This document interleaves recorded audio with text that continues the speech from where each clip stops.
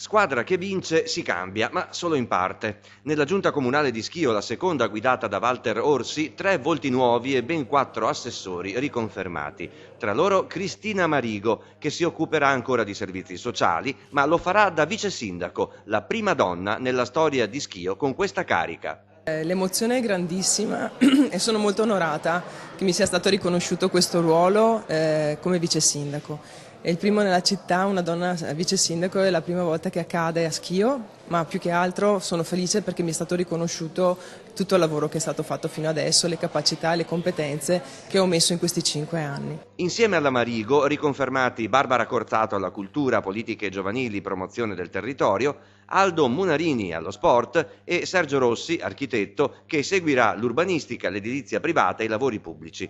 I nuovi assessori sono Alessandro Maculan all'ambiente, verde pubblico, politiche collinari e rurali e i tecnici Katia De Munari ai servizi educativi e Matteo Trambaiolo, dottore commercialista e revisore legale al bilancio, tributi e patrimonio. Il sindaco ha tenuto per sé la sicurezza, l'innovazione e lo sviluppo economico, protezione civile e personale e mantiene la visione generale della città. Reddito, quindi lavoro. Quindi il rapportarsi con il mondo dell'impresa per lo sviluppo di questo settore, per il mantenimento di questo settore è fondamentale.